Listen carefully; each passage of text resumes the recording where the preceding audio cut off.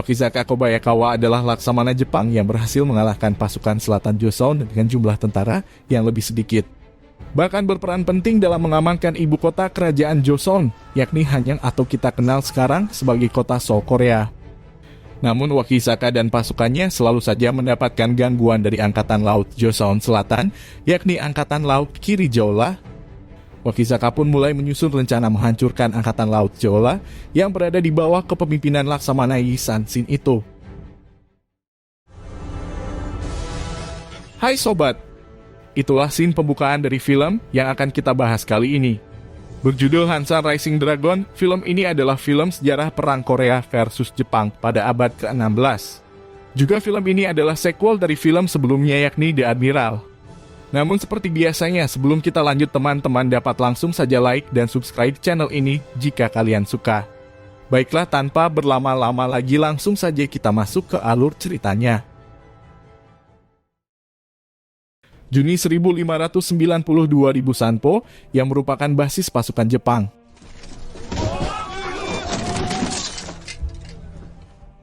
Wakizaka mendatangi pasukannya yang baru saja berperang menghadapi Yi San-shin. Dalam pengakuan pasukannya, mereka memperoleh kekalahan karena diserang oleh Bokaisen, yakni kapal perang penabrak musuh yang dapat menyemburkan api. Wakizaka yang kecewa dengan kekalahan pasukannya itu segera ia mengeksekusi mereka. Sebelumnya, Wakizaka merupakan pemenang perang yang berhasil meruntuhkan ibu kota Joseon dan membuat Raja Korea melarikan diri ke Pyongyang. Kini pasukan Jepang berencana menuju perang besar untuk menaklukkan Cina jika seluruh Korea berhasil dikuasai. Akan tetapi, mereka harus menghadapi Angkatan Laut Kiri Jeolla terlebih dahulu, yang mana Angkatan Laut tersebut adalah penghambat yang terus mengalahkan kapal-kapal mereka.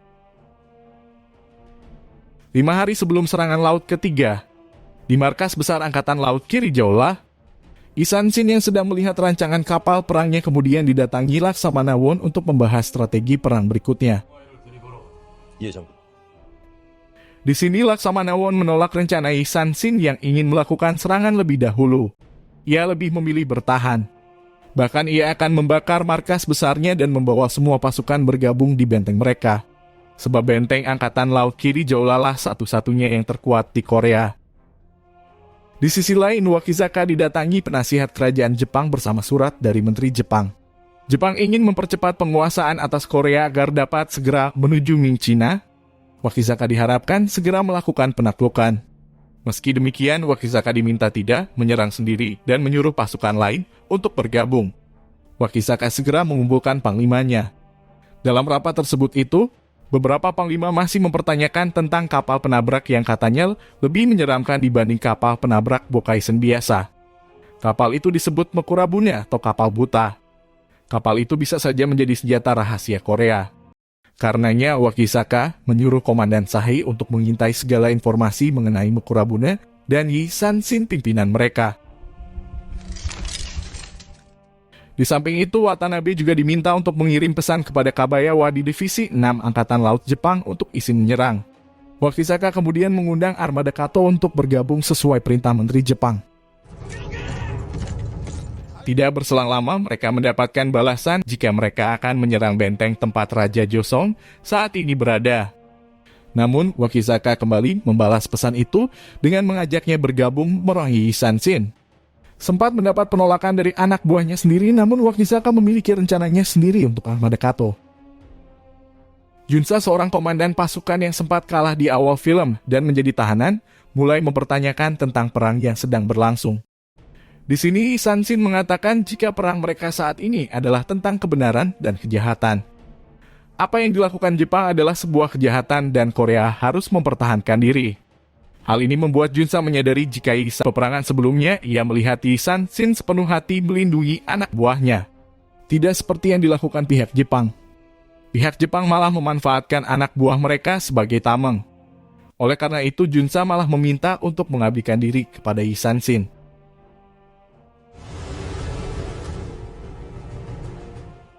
Tiga hari sebelum penyerangan, latihan gabungan Angkatan Laut mulai digelar. Tawanan perang kini dijadikan sebagai musuh dalam simulasi itu.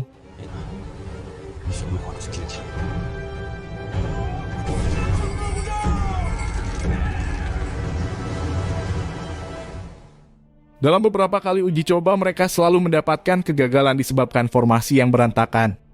Isan Shin terus berupaya agar teknik perang mereka saat ini berhasil mencapai kesempurnaan. Jika strategi tersebut gagal, mungkin saja mereka akan dikalahkan. Terdapat satu kelemahan yakni di pihak kapal Laksamana Won. Isan Shin segera meminta anak buahnya untuk menjauhkan kapal Laksamana dari formasi perang yang mereka sebut formasi sayap bambu itu. Di daratan, rupanya Sahi sedang menggambar bentuk formasi perang mereka. Namun mereka masih belum melihat keberadaan Mukurabune yang menjadi senjata andalan Isan Shin. Karena itu, saya akan memasuki markas untuk mencari tahu lebih dalam apa yang terjadi dengan kapal Mukurabune.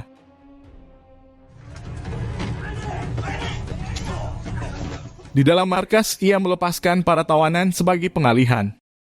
Sementara ia memasuki tempat konstruksi pembuatan kapal Mukurabune. Sahi berhasil mengambil rancangan Mukurabune. Namun ia sempat memperoleh beberapa serangan dari Panglima Isan Shin.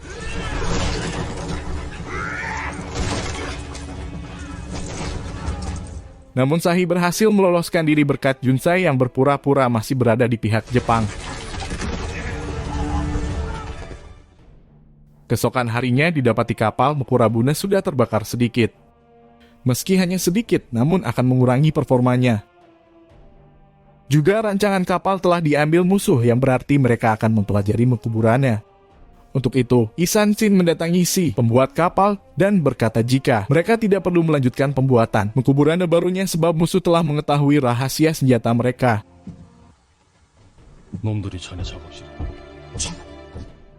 Di markas Jepang, Wakisaka telah mengetahui bentuk Mukurabune dengan rancangan yang diberikan oleh Sahi.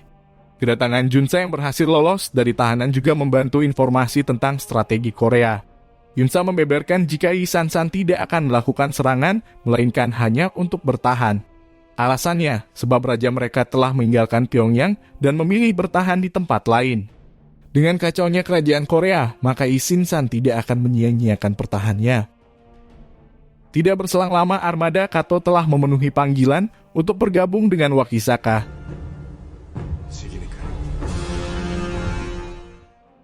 Sedang di sela waktu itu, Junsa melihat simbol di rambut selir Wakisaka yang menandai jika ia adalah mata-mata Isan Shin sama sepertinya.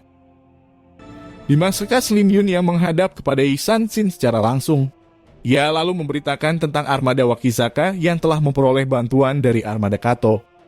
Tidak itu saja, armada Kato rupanya menggunakan kapal yang lebih besar serta dilapisi plat besi yang akan sulit dihancurkan. Selain itu, Jepang akan menyerang langsung di dua front selain perang laut. Juga mereka menyerang benteng Jeonju. Jika armada laut Korea jatuh, maka musuh akan bergerak langsung ke Jeonju dan Korea dipastikan takluk seluruhnya. Isan Shin tak berkomentar banyak dan menyuruh seluruh pasukannya untuk bersiap. Besok tengah malam mereka akan pergi berperang.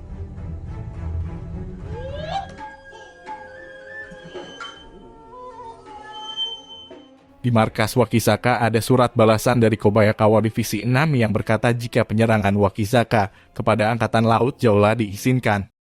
Tanpa banyak pikir panjang lagi, Wakisaka memerintahkan untuk menggerakkan pasukan malam itu juga menuju medan pertempuran. Namun hal ini malah membuat Laksamana Kato geram dan terjadi sebuah ketegangan.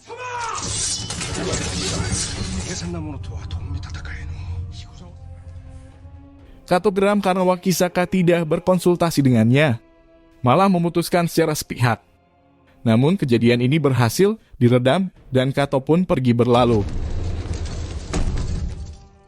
Di tengah malam, selir Wakisaka ternyata mata-mata. Ia telah berhasil menyelinapkan Lim Jun. Akan tetapi, ulah mereka berhasil diketahui Sahi. Di sini terjadi aksi kejar-kejaran dan membuat selir Wakisaka sekarat. Namun Lim Jun berhasil meloloskan diri dengan banyak informasi penting.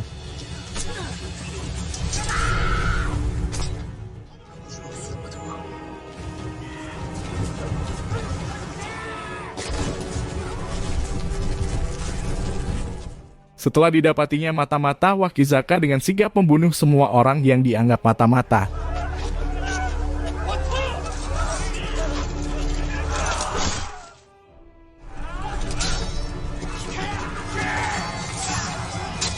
Usai dari situ, Wakisaka juga menyerang armada Kato dengan licik. Di sini Wakisaka beralasan jika ia dan Kato tidak saling menyukai. Untuk itu tidak, mungkin mereka dapat berperang bersama. Namun Wakizaka tidak membunuh Kato. Ia membiarkannya hidup dan hanya mengambil kapal perangnya saja. Akhirnya, Wakizaka bersama ratusan kapal perang pun menuju area perang disertai surat penghargaan langsung dari Menteri Jepang yang merupakan sebuah kipas yang berharga. Diharapkan Wakizaka segera menang dan mendahului divisi Jepang lainnya untuk sampai di Ming China terlebih dahulu. Di tenda medis, rupanya selir Wakizaka tidak terbunuh. Di sini ia dibebaskan oleh Watanabe yang ternyata adalah mata-mata Hisanshin. Selir Wakizaka diberi wasiat informasi untuk Hisanshin, yang merupakan informasi yang sangat rahasia. Sedang Junsa sendiri pergi ke benteng Jonyu untuk membantu pasukan Korea di sana. Di markas Danpo, armada pasukan dari Laksamana Hisanshin dan Laksamana Won memulai strategi penyerangan. Mereka telah mendapati kabar jika musuh telah bergerak melalui jalur sempit di sebuah selat. Di sini Laksamana Won meminta agar mereka menyerang musuh di wilayah sempit itu. Akan tetapi Shinsan menolak. Jika mereka bertarung di wilayah sempit, maka strategi sayap bambu tidak dapat digunakan. Untuk itu penting bagi mereka memancing musuh keluar dan bertemu di laut lepas. Laksamana Won yang berambisi untuk menyerang di tempat sempit kemudian dimintai agar melakukannya saja sendiri sekaligus memancing musuh.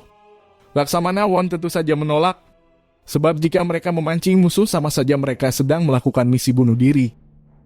Karena Laksamana Won menolak, Komandan Ouyang yang telah berumur mengajukan diri untuk memancing musuh di garis depan.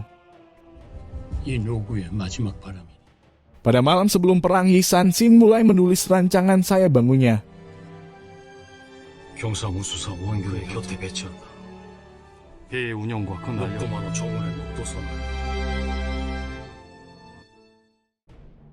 Sedang di Selat Gonaeriang, anak buah Wakizaka berkata jika Makurabune tidak juga terlihat. Wakizaka mengabaikan hal itu dan segera bergerak memerangi Komandan Ouyang yang sudah berada di selat.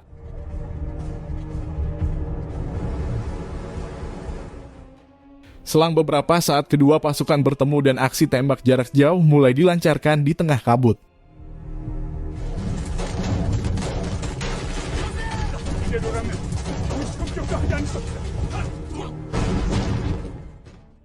Ketika itu, kapal Komandan Ouyang yang hanya beberapa kapal saja mendapatkan serangan meriam dari jarak jauh.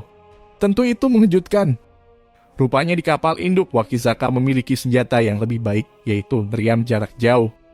Manabe yang berhadapan langsung dengan pasukan Komandan O berhasil unggul dan Komandan O mundur ke selah-selah bebatuan yang dangkal.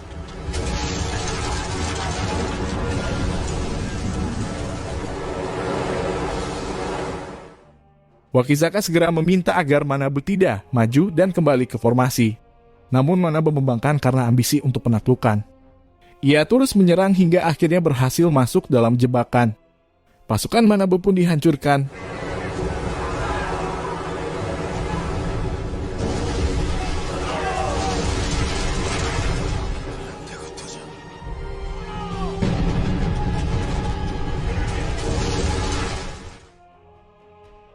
Di laut lepas, Hisanshin mendapati berita jika pasukan musuh tidak mau meninggalkan selat.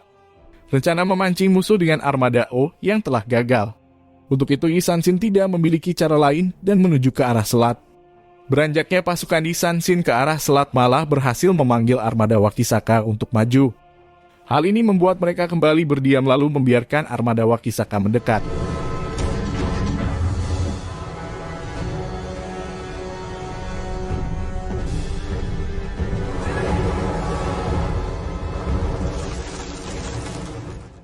Armada Shahi mengejar sekaligus akan menghancurkan sayap kanan formasi sayap bambu yang lengah.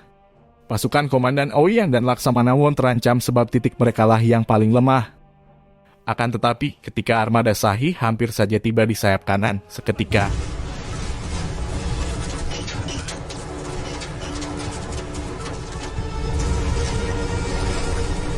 rupanya kapal paling mengerikan yakni Makurabuna.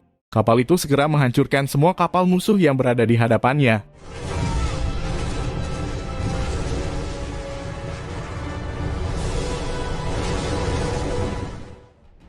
Makurabuna juga segera menuju arah tengah armada Wakizaka dan menghancurkan kapal-kapal musuh yang lainnya. Dengan keberadaan Mekurubuni yang baru, akhirnya formasi sayap Bangu berhasil dikerahkan.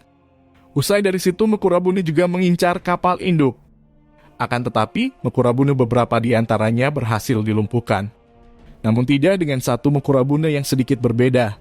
Mekurabune tersebut mengganti posisi kepala penghancurnya saat mendekati kapal Shahi dan akhirnya menghancurkan armada Shahi di sebelah kanan.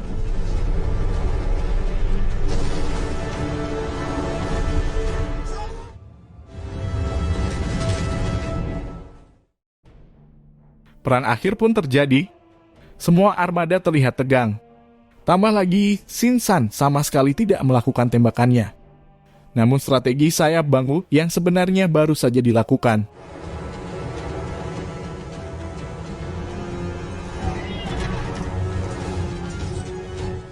Ketika semua kapal musuh mendekat, Isansin memulai aksinya.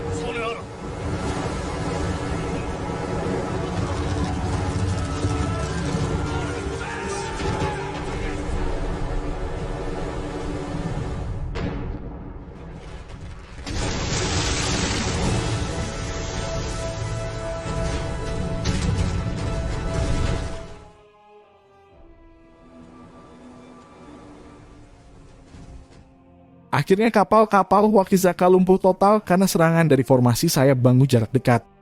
Tinggal satu kapal lagi yakni kapal induk yang berlapis plat besi. Namun ketika akan mendekat, kapal itu segera dihantam lagi oleh Mekurabune dengan kepala naganya. Akhirnya kapal Wakizaka mendapatkan serangan terakhir hingga membuat ia dan anak buahnya hancur.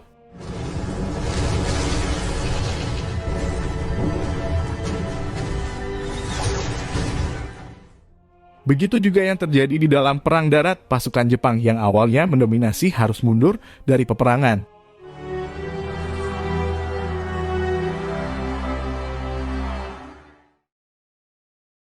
Juli 1592 akhirnya Busanpo berhasil diambil alih Angkatan Laut Jola dan mengakhiri arah agresi Jepang beberapa waktu.